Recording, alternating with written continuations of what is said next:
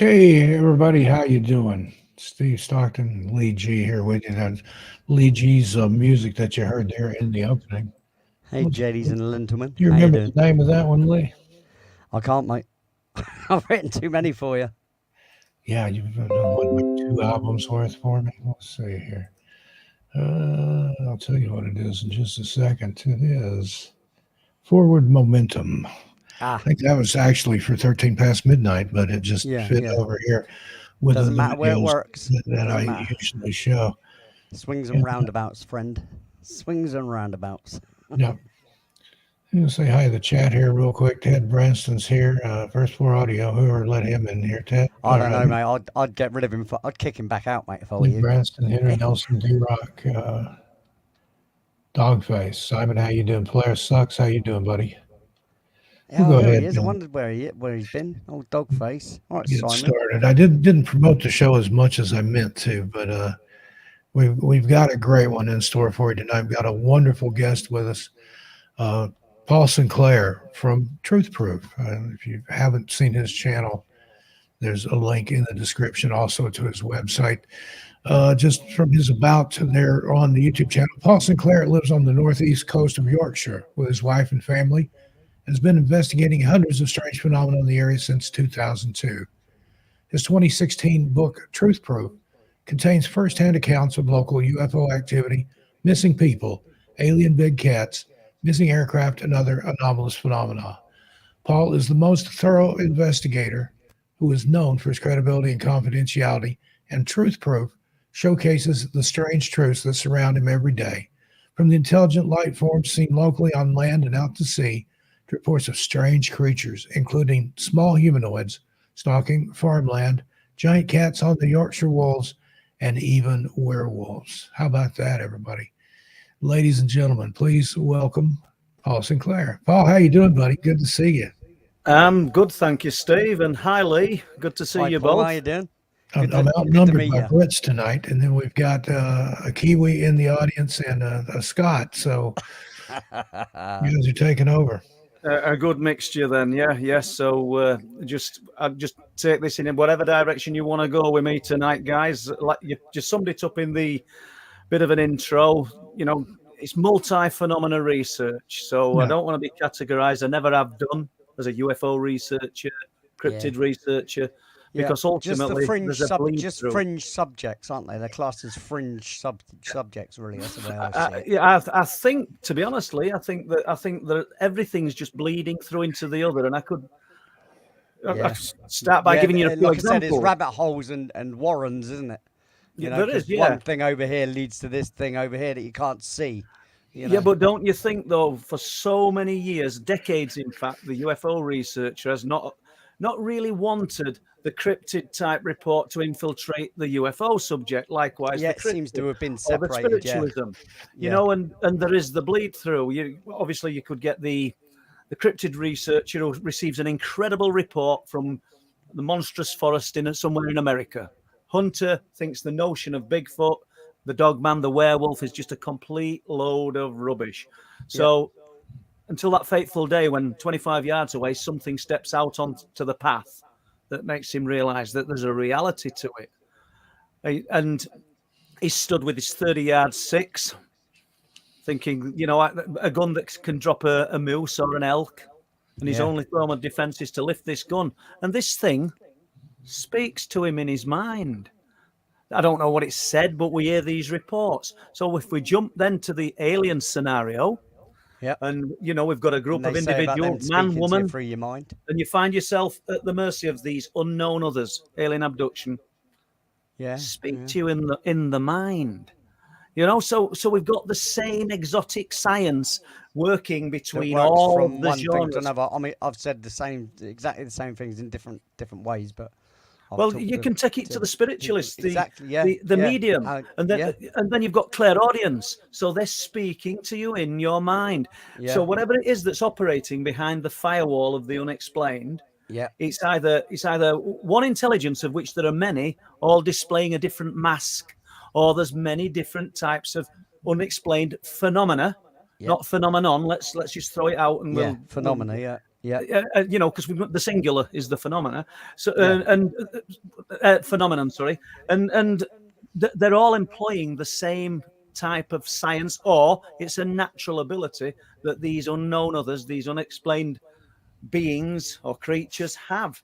There's such a bleed through that it's Yeah, impossible to. it goes into everything. It's like that, even down to, in ancient times, or at least in the 15th century, and they used to see certain things. They'd call them goblins, whereas now you'd call them little grey men, little grey aliens. Well, it's terminology for the For the time it's, kind of yeah, thing. terminology for the time. Yeah. Do you know there's a story from close to where I live in East Yorkshire, a place called Burton Fleming, and we've got one of the most famous burial mounds in England called Willie Howe. So people overseas, people in UK, Google this location, and you'll see that it's got stories attached to it. Hobs and goblins, fairies, also. I had said, "Oh, D-Rock," and there were another name, and I missed that one, so apologies. Thank you. Thanks for the warm welcome. Yeah. So, what am I saying? Yeah, in the 12th century, there was a scribe called William of Newburgh who recounted a story that went back before even before the 12th century. And it talks of a man riding home on his horse through the Burton Fleming village after being with friends late at night, and he passes the burial mound. And as he's passing, there's a huge circular white light inside, at the side of the mound. It almost sounds alien abduction type, alien scenario, but we're going back before the 12th century. Yeah. He stops on his horse and looks inside. Claims that there's hobs and goblins inside the burial mound. And just like you've said, these beings could be what we're depicting as what the modern day alien, if you like. Yeah. And they offer him a drink in a cup of unknown origin, so the writings say, and he realizes that he would become enslaved to what he called the fairies, if he drank from it.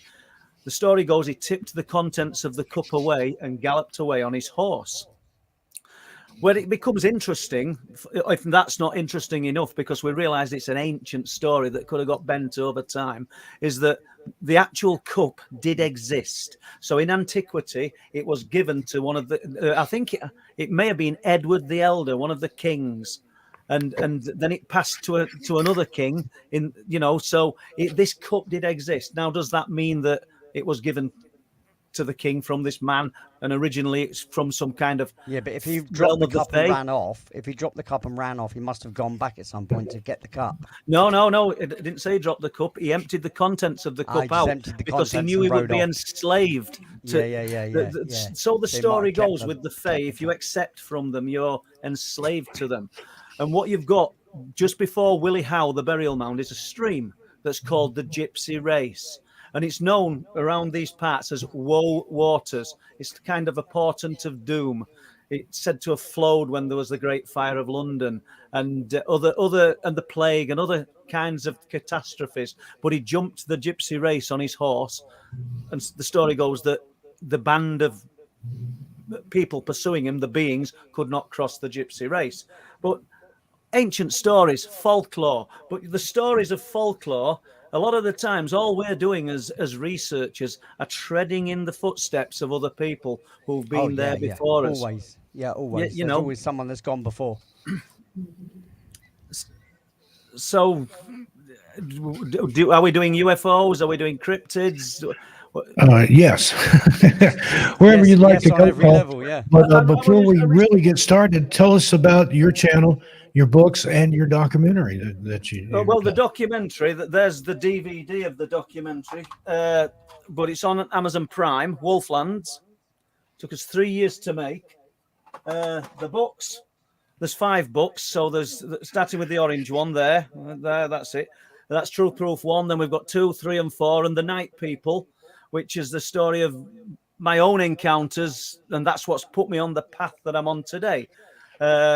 From childhood up until the age of about 34, I would have thought, and then it seemed to peter out. And I've lots and lots of documented evidence. Can I prove it? Can any of us prove it? No. I've got my medical records where doctors are saying we're perplexed by the punch hole lesions that keep appearing on this man's body every 3 to 6 months. And so basically the scars all over my arms and my back, and I've documented all of that. I'm going that way and it's that way in Night People, and put the copies of the medical records in as well. So yeah, the books are available via Kindle, and they're also available as paperback off my website, truthproof.uk. And it's just Links in the ongoing. description, folks, and then Dogface is dropping some links there too. Thank you. Well done, Simon. Thanks, mate. This weekend I was speaking at The Awakening, and which is a conference here in the UK. And the Awakening conference was about the darker side of ufology, because there is a dark side to it, a very dark side. And I know there's a lot of people subscribe to the love and the light, and these beings, these unknown others are here for the good of mankind. But what have they done for mankind? I mean, have you, Steve, Lee, have anybody got any views on what they've done? Wow. See, I've got hypotheses. Of course I have. I think anybody could have hypotheses. And I'm thinking that a lot of tech has been introduced and used from finding things, however it is, whether it's finding just a gadget or a treasure trove of things that are buried away or whatever, because there's always someone that's there first. As soon as they realise there's something, there's usually people that go in there to, earth anything away that's this could be useful, and I think that they're a lot further ahead with technology than what we get given, because I've always said it, like with the mobile phones and the computers, that's what you call throwaway technology, because if it was worth something to clandestine groups or the military, we wouldn't have these things because they'd be using them, so I always think they must be at least 50 years to 100 years ahead of whatever the public gets. Easily. Yeah, because if we have it, imagine what the military-industrial complex has. Exactly. In the government. And also, I lost my train of thought then. I had something then. It was connected like to the past. But do you think then that the military, when we're talking, let's just go to black triangles, and there were a kind of wave of black triangles in the 1990s, 94 to 98. Do you think that the military had these things 50 years ago? I think it's possible. So go on, Steve. Oh, I was waving at the brown dwarf there. He was our guest last week. Sorry. He's got a great UFO and Bigfoot channel. I personally think it's a possibility. Why couldn't it be a possibility? I wouldn't listen. I wouldn't rule anything out, but I personally don't think that. To be honest with you, Lee, simply because we're talking about something that in some instances people describe as big as a football pitch, that can literally float silently and statically. And why aren't we using it to settle conflicts if we've got these capabilities? And then we hear about clandestine groups, and it's not for they don't want us to know they got it. And it's more fun to militarize it too. How about a breakaway civilization that's got them? Yeah, well, now we're not talking mankind, then, are we? Well, yeah, of course it is. It's not. Well, where's this public? Where's the breakaway civilization then?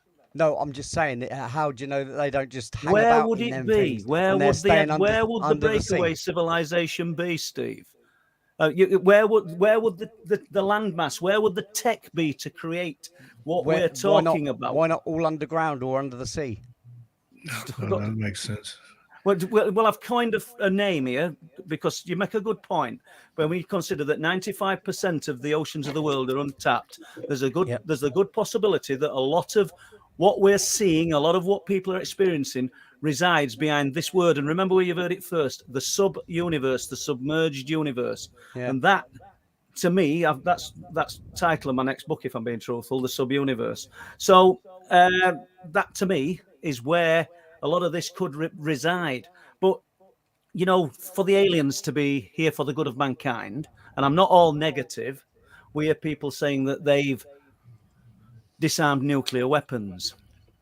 Now, is that for the good of mankind, or is that the alien, or the we'll use that word alien lightly? Is that because this unknown other is actually sort of looking after its asset, as which is us? How do we know that we're not a critical mass and a crop?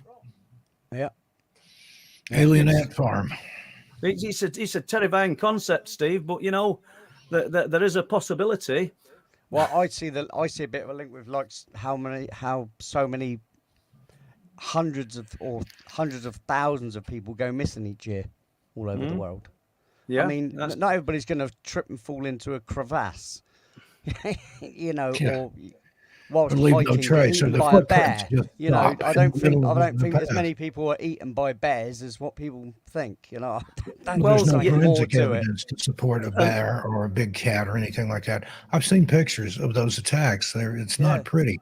There's torn clothing, there's blood and other bodily fluids, there's bone, I mean, a bear's not going to eat your belt buckle and your boots, for goodness sake. Yeah. You make a great point. And then if we come here to UK, we don't even have to factor in bears and other predatory animals. Yet people are going. I mean, I could give you an example from 2013. And the location where I do lots of research is called Bempton and Speeton here in the UK. So if your listeners want to Google it, you'll find it. And lots of things that I've written about. And I've written about the missing people. I always find it a contentious issue because it's someone's son, it's someone's loved one. So we've got to realise that it's not entertainment, but the reality of it is that these men have gone missing in a location where things of a highly unusual nature take place.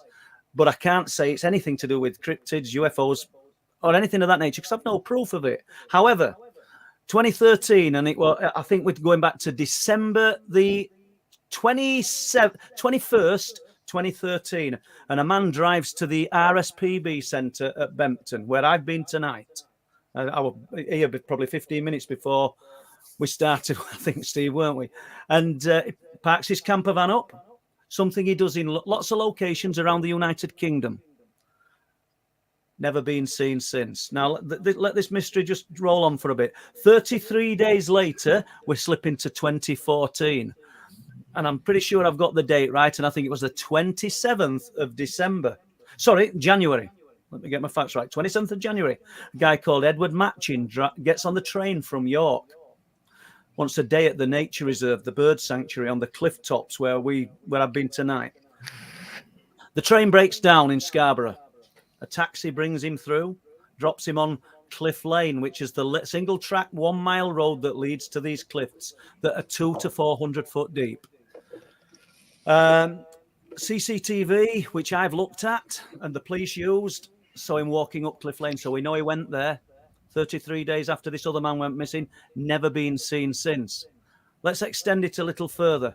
7 days later, 15 miles further up the coast, a guy called Nigel Savage gets his 2 spaniel dogs and his fishing tackle, goes to the cliffs for a day's fishing. Never been seen since.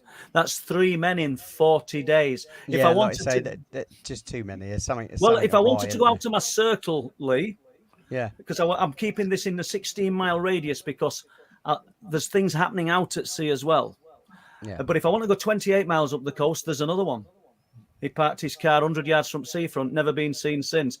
I'm not looking at people who've got a history of depression, who've suggested that they're not happy with life. These, for all intents and purposes, were perfectly well-adjusted men.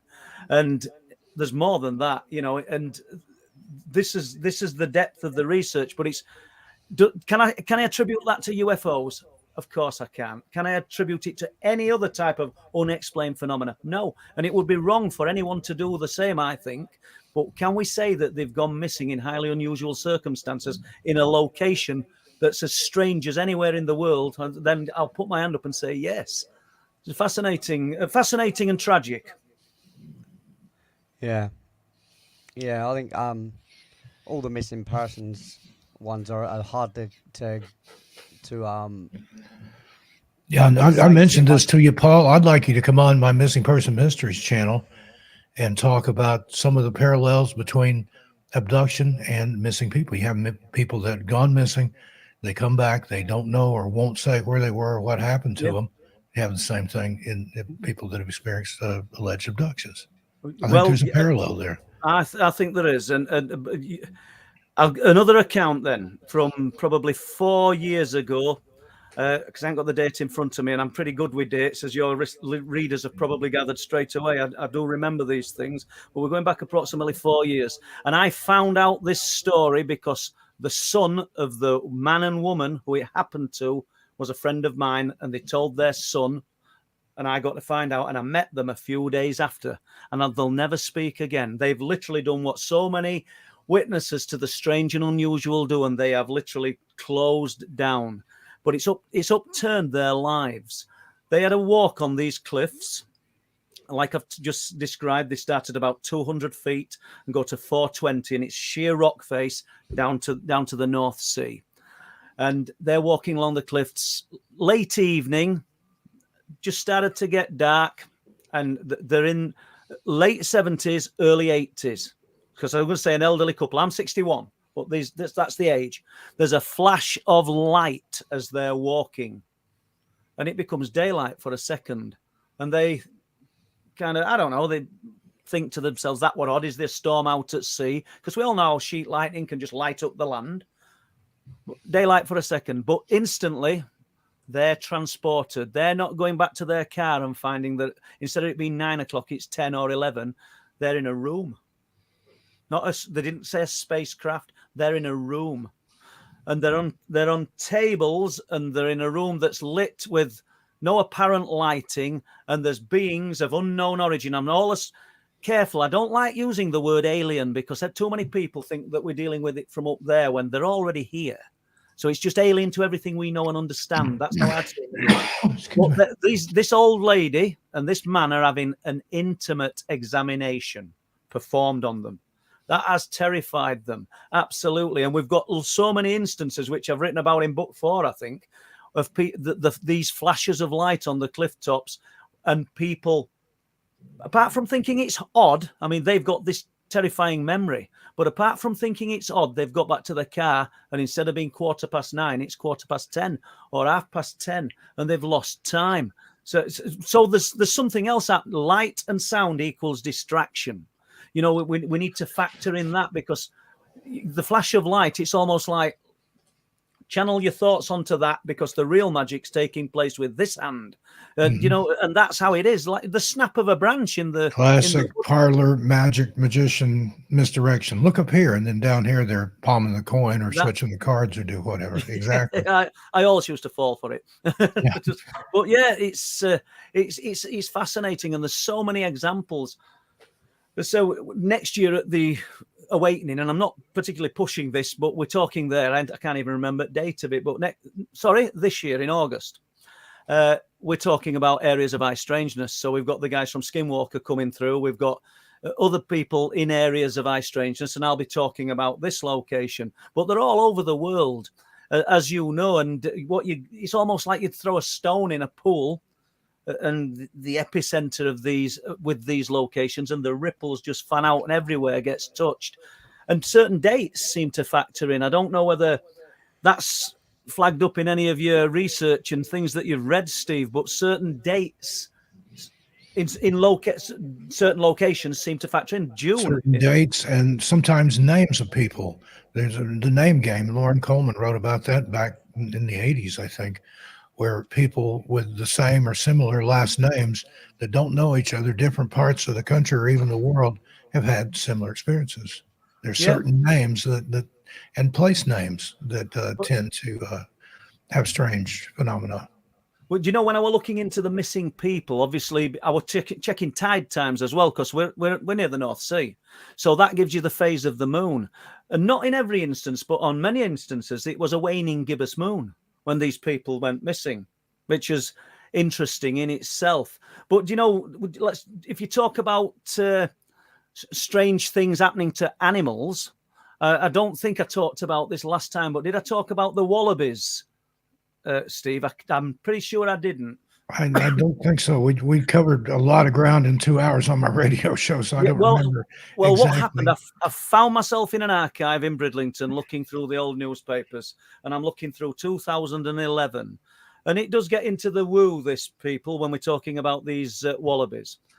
And on this newspaper for June, it said UFOs sighted in Flamborough and Bempton. And when you read the article, it was orange spheres of light. The same page said wallabies killed at Sobe Hall Zoo, which would be about 2 miles from Bempton, and I'm about 4 miles away, 2 miles from where I live, slap bang in the middle.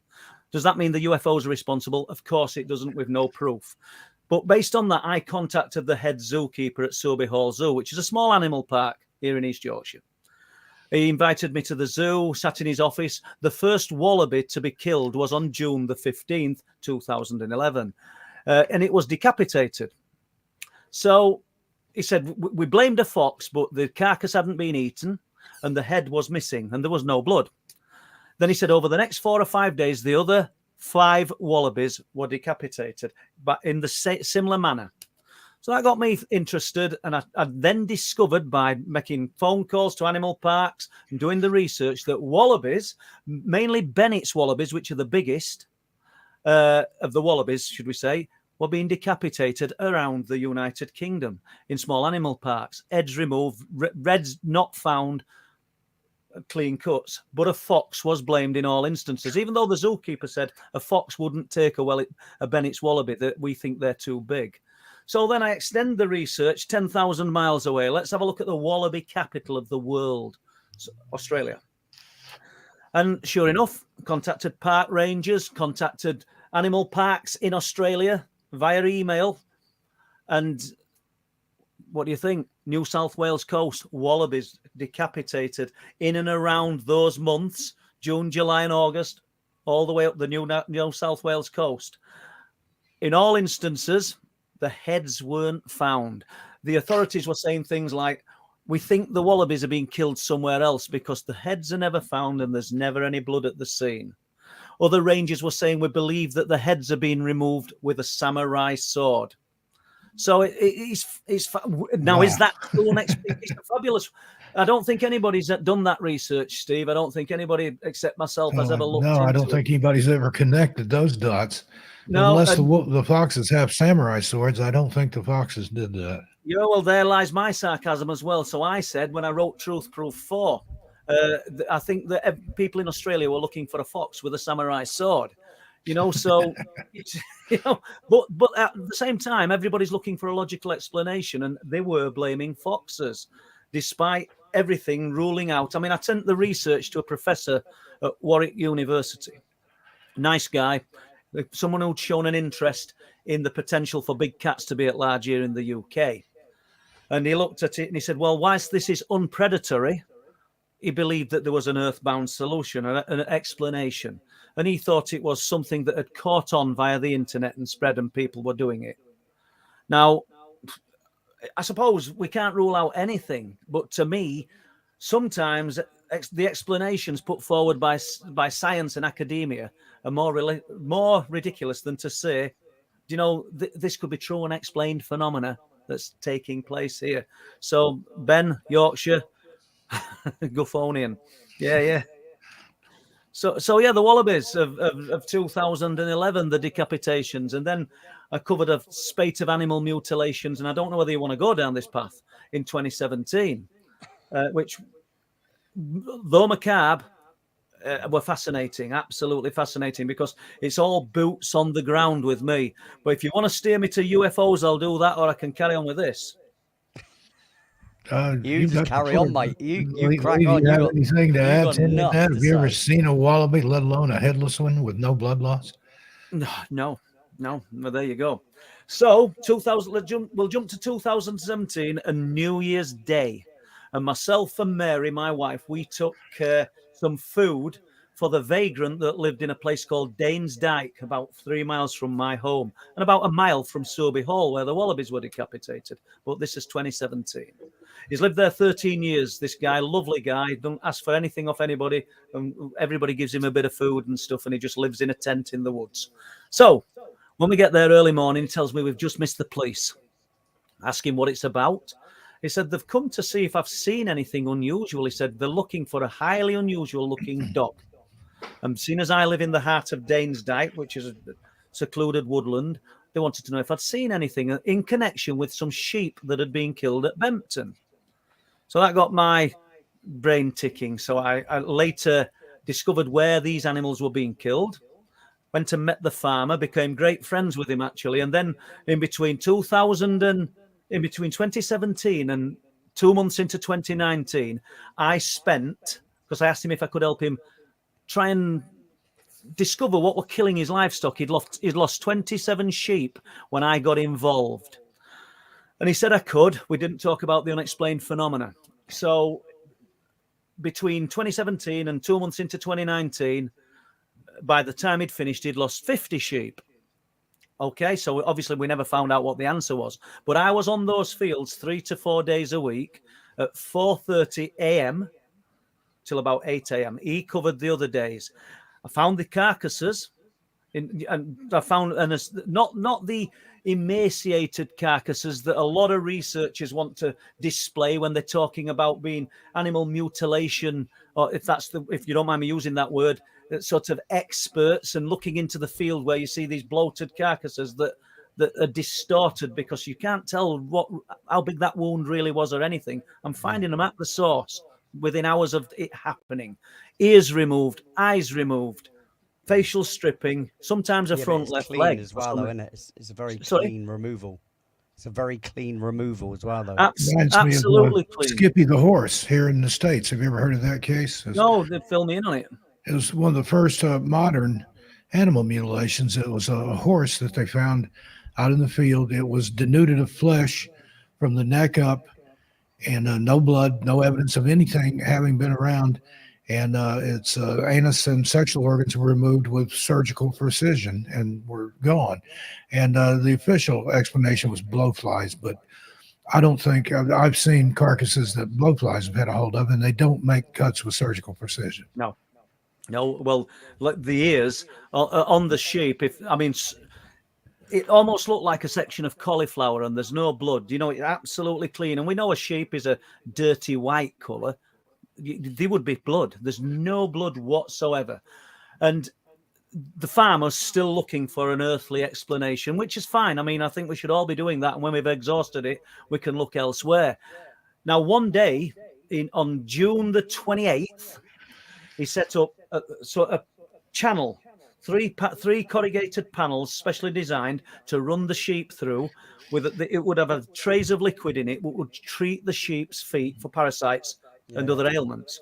Yeah, 300 to 400 sheep on this field, and with the aid of another shepherd and 2 dogs, he said it was a hell of a job to get them to go through this solution because it was painful.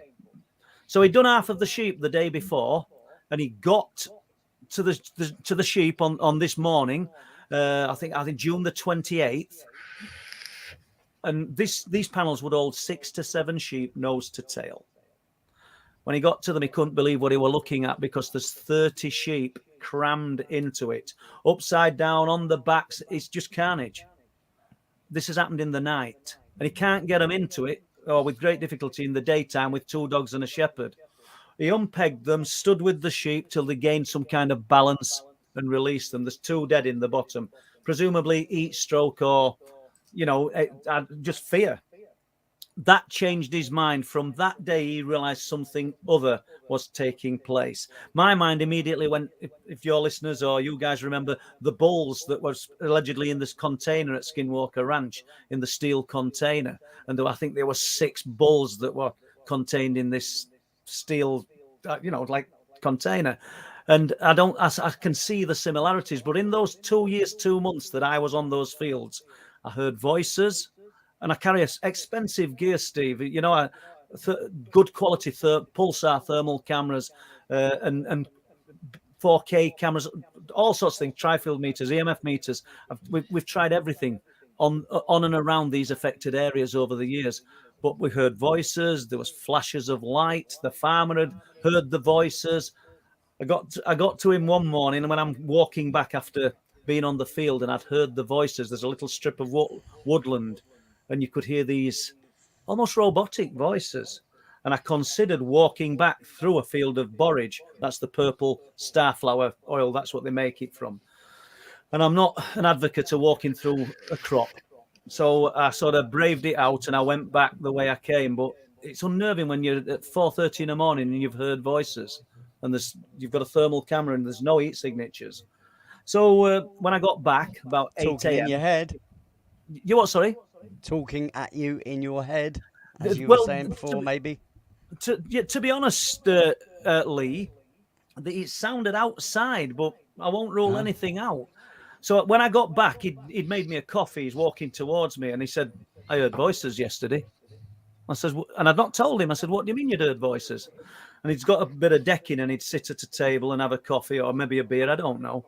He said, "There in the corn, and there's a crop growing." I said, "How far away?" He said, "About 20 foot in. No tracks, nothing." And he sat there, and he could hear voices.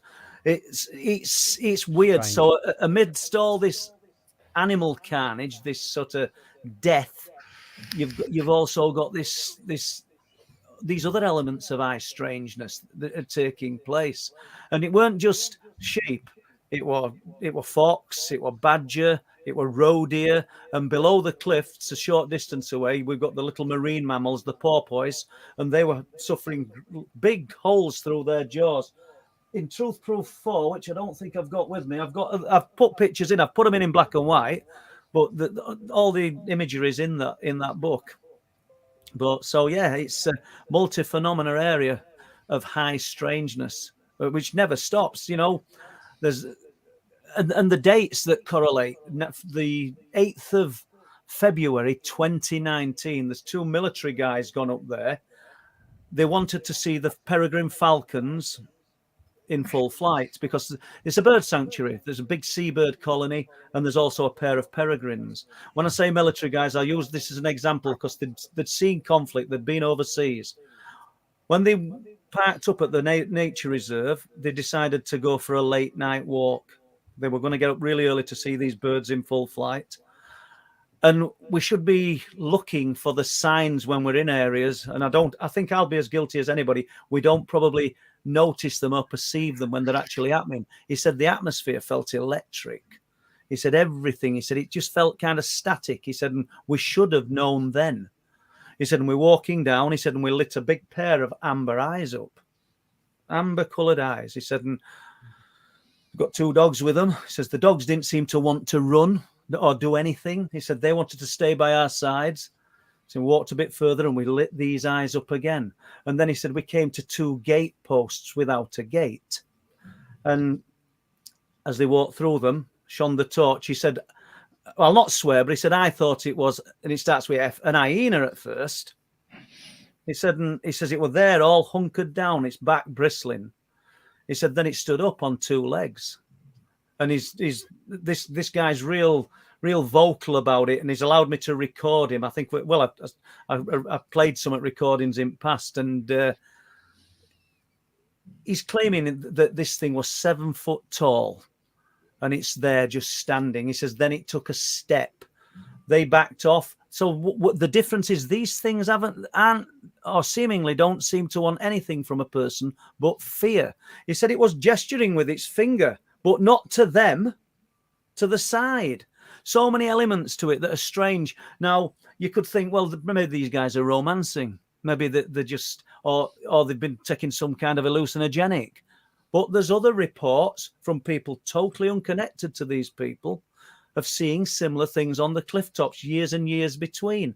And if we follow these cliffs, Steve, Lee, up, all the way up towards Scarborough and into the forests of North Yorkshire, back in the days of folklore, we've got the talk of the huge phantom hounds with red glowing eyes, self-illuminating eyes, not unlike what we're hearing today. So I don't think that researchers like myself are breaking new ground particularly. I think the thing is that we're actually walking in the footsteps of other people, and maybe they didn't even know they were researching, if that's the word. We're just kicking it around loosely. Yeah. It's got everything. There's all the elements. There's all the ingredients of the strange in this location. Now, I've got to ask, this particular area, are there any ancient sites nearby, like standing stones? Are there ley lines, or is it a triangle like we have here in this country and a lot of other countries? There are points on a triangle where strange stuff occurs within that boundary. Yeah. A few miles inland, probably 8 miles inland, we've got a place called Rudstone. And the Rudd Stone, it's the tallest standing stone in Great Britain, the Rudstone monolith. It's a huge piece of, I think it's a millstone grit. And I think they've estimated it to weigh 45 tons. I think it stands 29 foot high, this standing stone. And so you've got that point of interest. I'll tell you what's interesting as well. If you put a ruler through an ordnance survey map from the Rudstone, it just about passes through Willie Howe, the burial mound. And then it goes on to Staxton Wold, which was a Roman hill fort. Staxton Wold, incidentally, is the place where RAF Staxton Wold is now situated, which is the oldest RAF base in the world. 1937, I think it arrived there. And then it goes on to a place called Sharp Howe, which is a barrow cemetery. So you've got burial mounds again. Just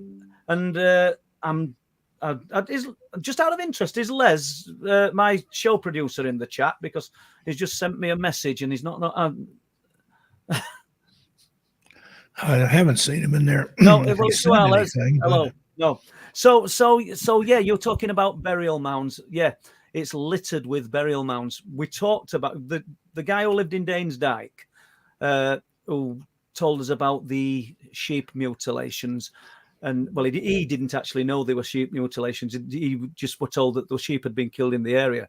He actually lived on a Neolithic earthwork that was 2.25 miles long, and it cut from the back of Bempton Cliffs across Flamborough Head and cut Flamborough Head off from the mainland. All of these locations, people, can be Googled, and you'll see that.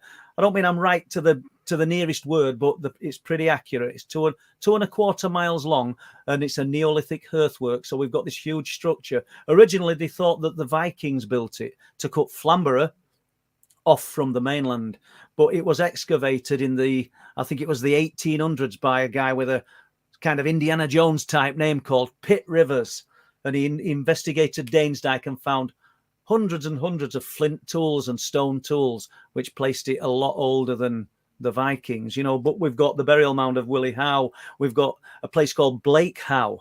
So these places, just like in America, will have their own kind of dialect. And the people of Bempton and Flamborough do have their own dialect.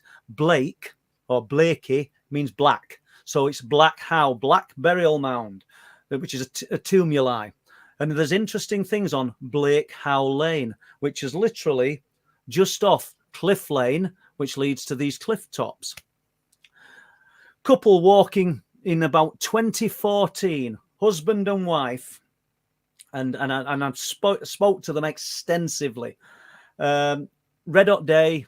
In this guy's words, it was that hot, it was cracking the flags. It was the heat. He says, we've got T-shirts on and shorts, and we're walking up Blakey, Black Howe Lane. Nothing but fields either side, miles and miles of nothing. I think the crop in each field. So we're talking, me and my wife. There's a slight gradient that they're going up. Nobody around. He said, and we just look up and there's a man in front of us that's just appeared from nowhere. He's got a black Crombie coat on, fedora hat, and it's red hot weather, and they've not seen where he's come from. He's not passed them. He's not stepped out of the crop. He's there. He just goes up over the gradient and disappears out of view, and there on him, literally within a minute or 2 minutes, and you've got a full view then down to the cliff tops with nothing either side but the crops, and he's gone. This guy's wife, and I've been on to the location with them both. He said she couldn't settle until we'd searched. She says, and we went up and down, thinking he's collapsed into the field or something, and he just wasn't there. There's just nothing. So lots of strange examples, almost Men in Black type scenario coming from there. If we go back to, I think this is 1963, Steve. there's some just below the cliffs there. There's some rocks called crab rocks. Obviously, the fishermen are catching crabs, and they're fishing off crab rocks in a little cobble, a little small fishing boat called the Imperialist. Daytime, and they're all in crab pots below these rocks. The Imperialist people is still in Bridlington Harbour. Not that it matters, but just throw that in. So they're all in crab pots, and there's 3 of them in the boat, and they all just duck instantly. And then they look up because they can see this reflection on the water, and there's a small sphere of light above them, but not miles in the air. We're talking 10, 20 feet above their heads. And with that, it just shot off at great speed. Absolutely incredible speed, totally silent. And when we were talking about dialect, I've spoke to one of the fishermen who's still alive. Remember, this is 1963. These guys could have been in the 30s and 40s back then.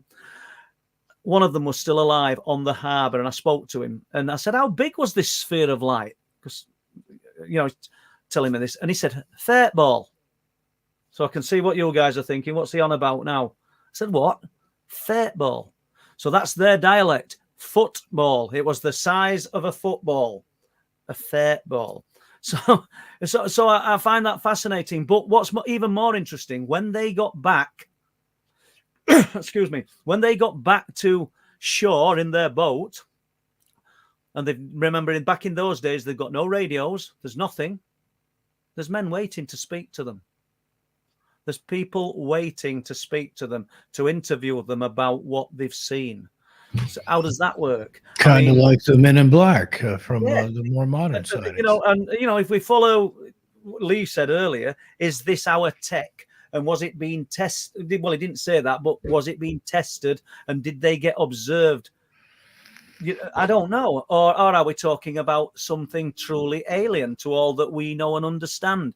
It's difficult. It's, proof for one person is not going to be enough for another. And, and some stories will be too much for some people and not enough for another.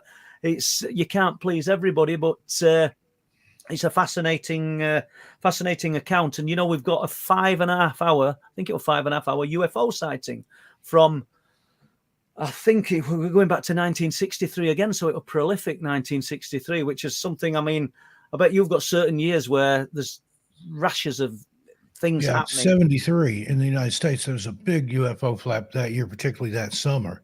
Really? I remember that. I was 10 years old, and they were all over the place and all over the news and everything. It was just that. But 73 was the biggest flap that I remember from that era. Yeah, well, I'm hoping I'm right with this. 63. I could be wrong, but I know it was July, but I think it's 63. And a crater appeared on the cliff tops at Flamborough Head.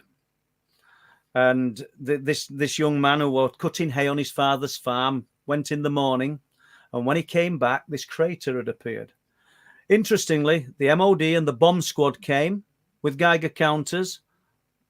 Patrick Moore, the famous astronomer, I don't know whether you've heard of Patrick Moore, but he was famous in the United Kingdom, came to most of the craters, because what people didn't know, just like the wallabies, was that craters appeared all over the United Kingdom in and around these months. That's when it becomes interesting. But the Flamborough, having those separate incidents that are yet connected. I think most of it's interesting. It's just Yeah, well, you pick on them. Which one you go down? Which rabbit hole do you choose to? And you go down that rabbit hole into the Warren, and you find there's a bunch of rabbit holes that branch off in millions of all them. directions. It just goes on and on and on, and then more questions and just more questions and just more questions and a couple more questions and questions. I stopped looking for the answers decades ago. Now I'm looking for the next set of questions. I just keep an open mind, and like I said, I've had my share of seeing stuff and not been able to exactly say what it is without saying the obvious word. It's a UFO because it's unidentified and it's not saying it's aliens, object. but it was probably aliens. I'm not saying it was aliens, but it was aliens. Okay. Well, Okay. well, it becomes interesting when you've got this cross pollination and you've got this cross referencing of all these other accounts, and the craters of 1963. They opened up all around the United Kingdom in and around those months. 7 days after the Flamborough crater, which the MOD described as most likely caused by lightning hitting a pocket of gas on the cliff tops, which, as the farmer told me, because I did get to speak to him, even all those years later, 50 years later, I got to speak to this guy. Unbelievably, I rang the number that the paper provided or the address, and he picked phone up. All them years, from the papers of the day, 1960s, would give you a lot more information than the papers of today give you. But 7 days after these craters appeared on the cliff tops at Flamborough, the Coast Guard, 300 yards away, the Coast Guard station, had a 5.5-hour UFO sighting. It was seen by the operatives of the Coast Guard station, and it was seen by reporters from the Bridlington Free Press, who were allowed to come to the Coast Guard station and stand with binoculars and observe this. And at first, this object resembled a triangle with a white line running down the middle. Then it morphed into a bullet. Then it was seen over the town of Filey, which is 6 miles away. As I say, 5.5 hours. I mean, that's pretty much unprecedented. I don't know of many UFO accounts that have lasted 5.5 hours. I mean, you may have come across some, Steve, but I'm not sure. Yeah, Steve, have you come across them? You're muted, by the way. Yeah, you're on mute, Steve. There we go. Now I'm off. I've heard of them. I haven't personally experienced anything like that, but there's just, again, it's those connections. That's what fascinates me the most. Like the wallabies, that's strange. The craters are strange, but to be in the same area at the same time, well, there's more afoot here. There were so many things associated with the craters, and they appeared after the Flamborough one. And back in the day, we didn't have the internet, so a lot of when I spoke to the farmer and later on, and I told him, and look, I've discovered that craters appeared all over the United Kingdom around the same time as you saw that one at Flamborough. They'd got no idea. Only the people local to the areas were finding this out. And now you can cross-reference newspapers and archives, and you can find that information. Police officers were claiming to have seen gold spheres of light around the same time. It's a gold sphere of light leaving the area where the crater appeared. Schoolboys had seen UFOs in Danes Dyke, the location I've just been talking about. A number of sheep, I think it was 50 sheep, vanished from a field. Now, let's be logical. It could be rustlers. Somebody could have just stolen them. A cow was found in the field beside one of the craters, and its skin was said to be peeling in scales, as though it had been close to something of extreme heat. So fascinating. And just because these accounts are historic, we're going back to 63, we're going back, well, 60 years. Just because these accounts are historic does not make them any more or any less interesting. And I dare say that similar things are happening today, and we're probably still as baffled and as perplexed as we were back then. It's just, it's never ending. And just stepping back for a moment here, Henry Nelson said he Googled the wallaby beheadings, and apparently they're still going on. The most recent was in February of last year. So yeah, I can believe it. What is it with wallabies? I mean, I don't know a lot about the animal, but is there something specific about him other than being a wallaby, of course, that other animals don't have? I mean, as far as, I'm reaching here, but I think that's all we're all doing, Steve. We're cow feeling around in mutilations here and the occasional horse and things, but why a wallaby? That's strange. Well, Henry, I don't know whether you've time to answer this, but or email me. But is this in the UK? Because my head's swimming with information. I'm getting emails every day, not about wallabies, but about all sorts of things. And as well as doing the documentaries, it's hard to keep up. So if there's another spate of these things occurring, I'd be fascinated. I'd love to know.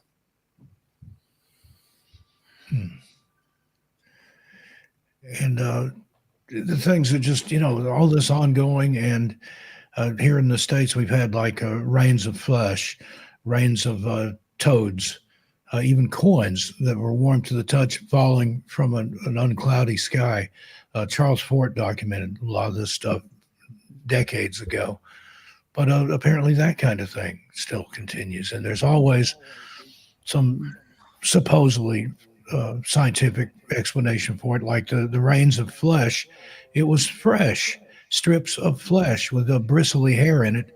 And the official explanation was quote unquote buzzard puke, where a buzzard had been eating or some kind of carrion bird and had thrown up in flight, and that explained it. But I don't buy it. Transylvania University here in North Carolina, they still have some of the flesh preserved in formaldehyde from one of the falls there in that state, and that's well, like 100 years ago. It's almost like a residue of a, I wouldn't say a bigger event, but these multi-phenomena events. There's a location close to where I live called Hunmanby, and in Hunmanby, in 1996, 97, and 98, some operatives at a warehouse there were experiencing all sorts of unexplained phenomena, including coins dropping from the air, handfuls of gravel dropping from the air. And we're talking about inside a warehouse, big enough to drive a double-decker bus in or a large wagon. There's no upper floors. And all of these things were taking place. They had multi-phenomena things happening. I mean, if you want me to come back on at some point, we could do it over an hour, start to finish with Hunmanby if you wanted, Steve. That'd be great. And is that the place you were telling me the where the name came from and what that means? Yeah, Hunmanby. So, right, we'll just touch on that for a moment. I think I'd spoken about it earlier, that there's a location close to Hunmanby, 2 miles away, called Flixton. And there you will find, I've written about the accounts of the Flixton werewolf, and it's probably the oldest documented werewolf account in the world. And it's on the low-lying lands of Flixton Starcar, which is an archaeological site. Really important site, not just in the United Kingdom, but in the world. They've found fabulous artifacts. And the archaeologists who've investigated Starcar believe that those early peoples were shaman practicing ritualistic magic and sacrifice, which is fascinating when you consider that the shamanic belief is to, in some instances, transform into the beast. And here we have stories of the Flixton werewolf. And it goes right back to the writings of King Athelstan in 937 AD. So we're going back a lot of years. I think it's 1,086 years. And Athelstan had a refuge built for travellers around these parts, lest they not be devoured by wolves. So we know wolves would have been active and working in that. It sounds like ancient sightings of what now we consider a dog man, and that's what that name means. Yeah, but that's not where it ends. And there's not a lot of difference between a lupine and a canine, really. No, when you get down to it. So right, Athelstan's writing says to protect travellers from wolves, but then it goes on and it says, and an infestation of savage beasts. Now, we know they're only words, but what did we have that was savager than a wolf back in 937 AD? Because the bear had gone. That had gone probably 2,000 years before. So I find that bit fascinating in view of all the reports that I've received from totally unconnected individuals about what we can call the Flixton werewolf. But you asked about the name, Hunmanby. It's 2 miles away from Flixton. The name broken down means hund meaning hound. So it's Houndman, farmstead of the Houndman. And that's not Paul Sinclair fitting that name into something else. That's what the ancient writings say. So, yeah, it's fascinating. And I've got a question here in the chat, conundrum. Paul, has anyone ever told you about a drop-shaped craft? Matlick, I'm not sure what that was. Metallic, I'm thinking you're meaning. Metallic, okay. I suppose you're talking about a teardrop-shaped craft. There are reports of things like that, if that's what we're alluding to, yeah. And I'm sure Steve's heard of them, and maybe Lee as well, I don't know. But I think the shapes of these objects that people see vary so much. And what's interesting, they've changed shape as our culture has evolved. Yeah. and we're no longer seeing. And some of those paintings from medieval times, Middle Ages of biblical scenes, there are teardrop shaped craft, but not dropping down like a teardrop, Yep. but laterally in motion with the occupant inside working some sort of controls. Yeah, it's fascinating. Is there any more questions, Steve?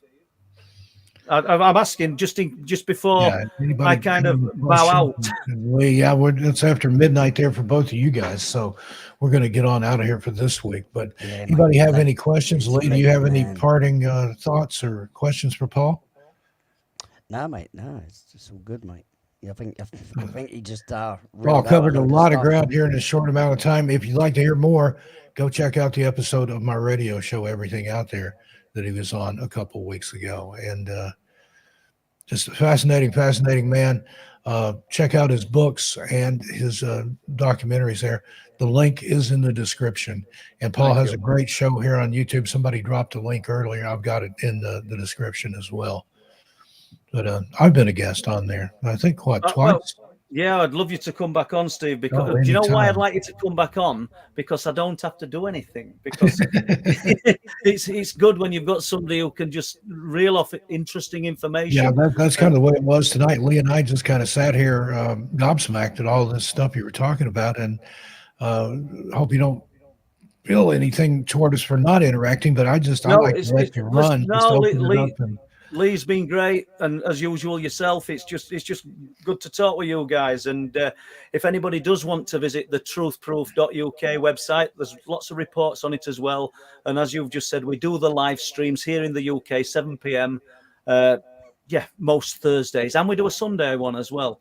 And definitely if you like check it, it out. I'm over there in the why chat a lot of times. Like I said, I've been a guest a couple of times. Would love to come back anytime. But again, thank Paul, you. thanks for being here, and I'll get in Yeah, it's touch been a with pleasure, you. Paul. I want to Thanks have very you much for joining on us. Missing Persons Mysteries and see if you can draw a parallel between abduction memories and people that have gone missing and what they remembered. It'd be a pleasure. I'd love to. And Lee, thank you very much, sir. Yeah, thanks for coming on. All right. Thanks Right, again, yeah. Paul. You have a good night, you. and I'll be Yep. talking to you soon. Well, Lee, that's another one for the books. Fascinating gentleman there. And that's what do you say, like a 16-mile area, circular area that he's found all this amazing Yeah. stuff in. Yeah, some crazy stuff.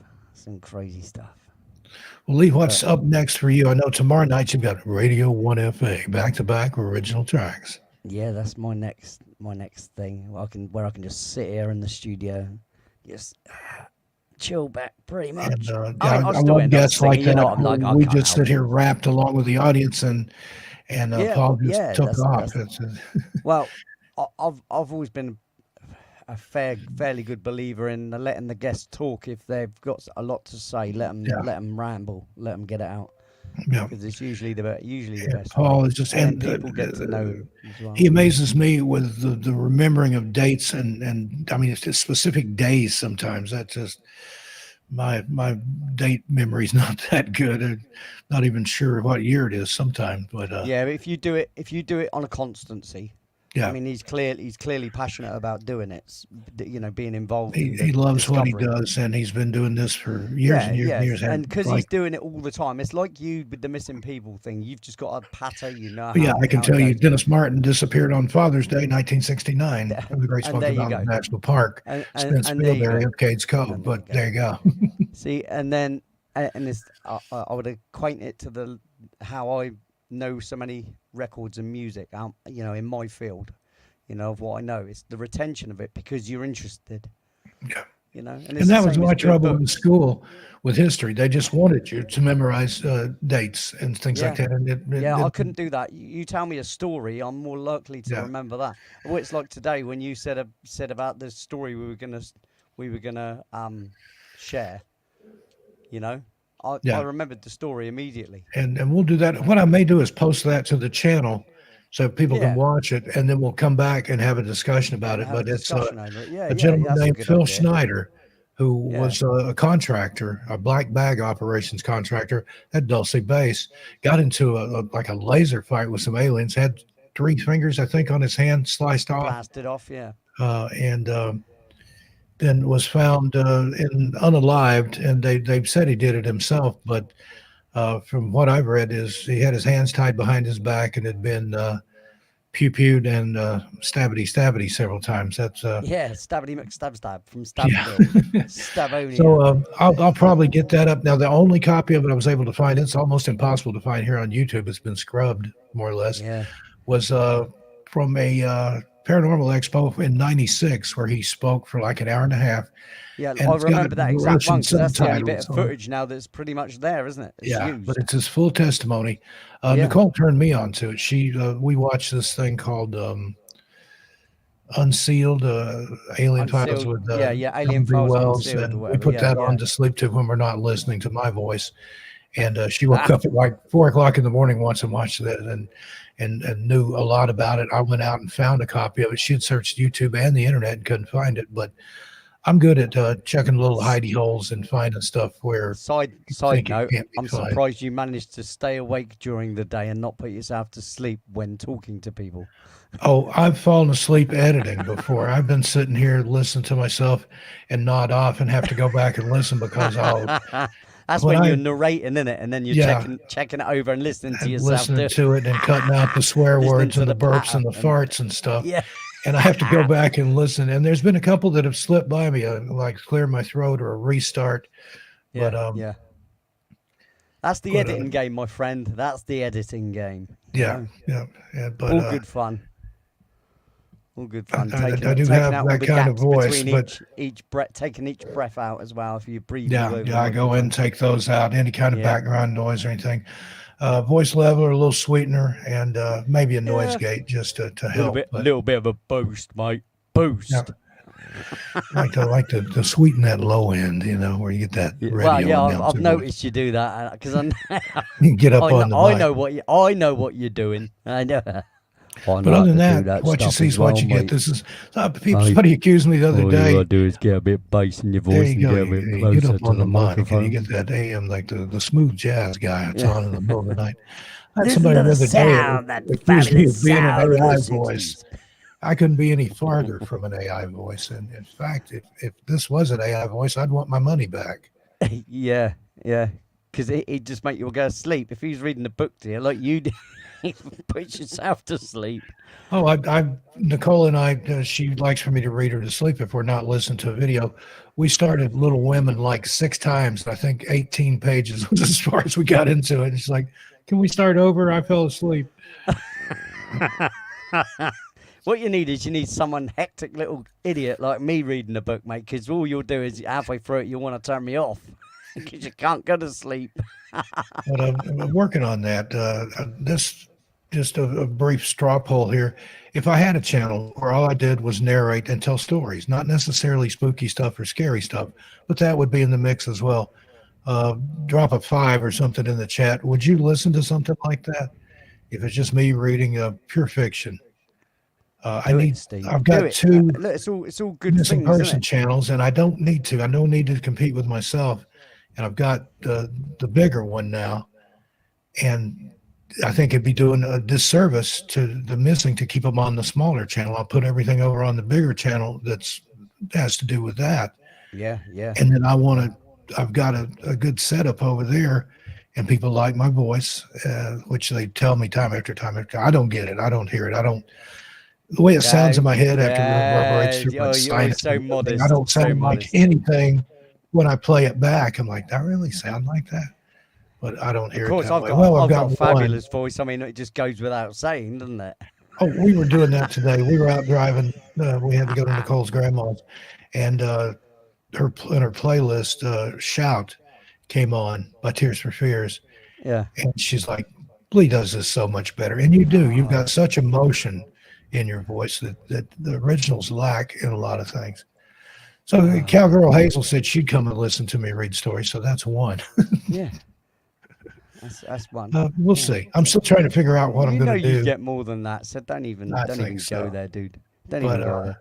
You'd only have to release it on your missing persons channel and missing I'm persons mysteries. probably going to rebrand ATM into. I need to come up with a name for it. Lee, would you put your? I don't know brains what you away want to your do brain? with it. You I mean, what named do you want this- to do with the you channel? named this People channel, hey? know what it's there for. People know it's a missing persons channel. Yeah. Again, so what do you do?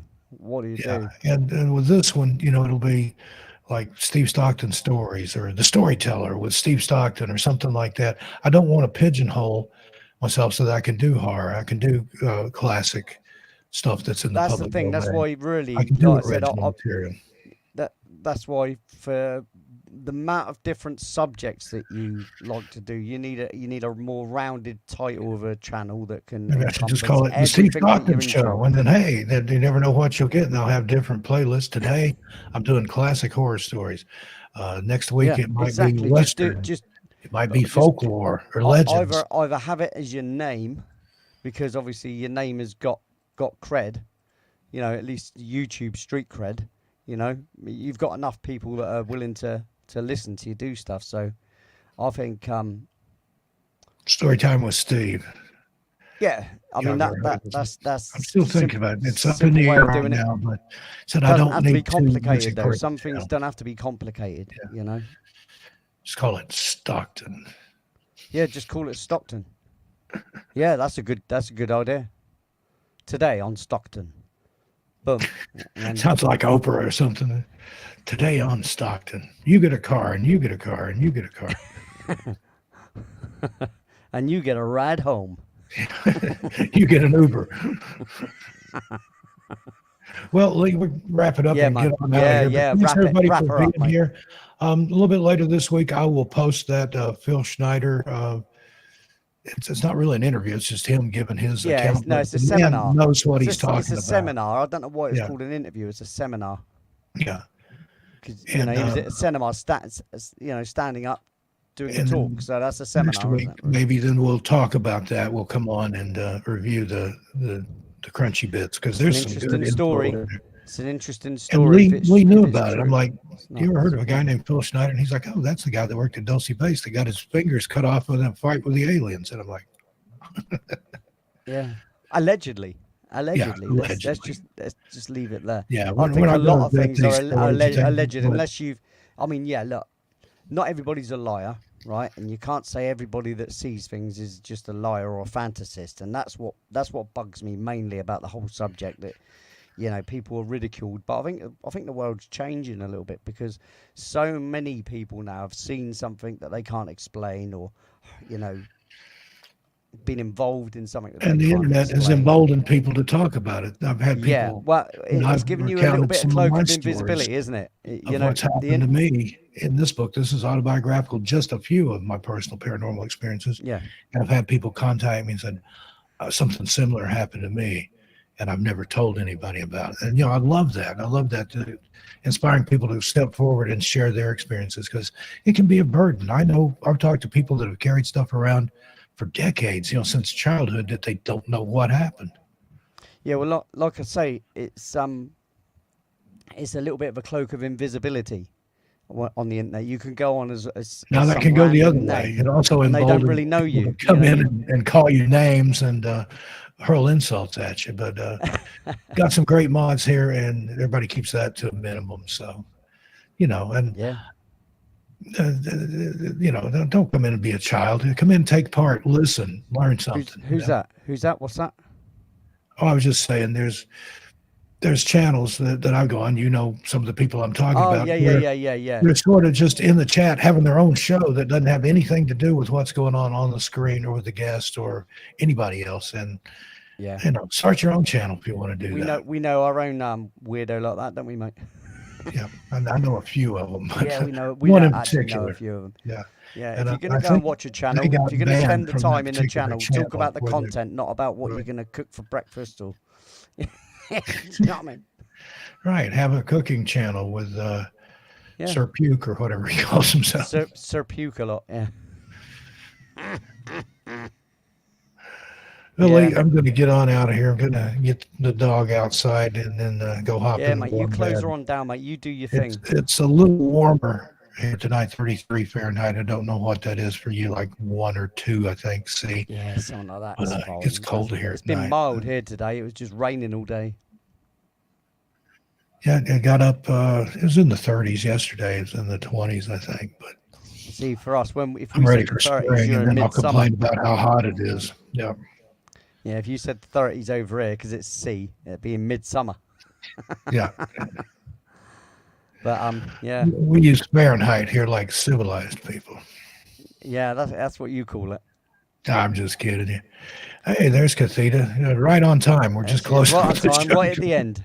Just Yeah. when she's, well, just when we're done. She had to wash her head or that's something. what she had to do, and it took her this long. Having dinner, watching on TV. How are you now? And Well, thanks everybody anyway for yeah, for we joining appreciate you us. being here. It's always, Cathita, always a enjoy your bonus. dinner. But thanks, everybody. If I didn't say hi to anybody, it wasn't on purpose. Missed you by accident. No, But never. we will see you next wouldn't week. do that. And yeah, give me a couple of days. I need to edit this video a little bit that I'm going to put up of Phil Schneider's testimony. I will warn you, it is captioned in Cyrillic or some kind of foreign language, might even be Greek, that I can't read.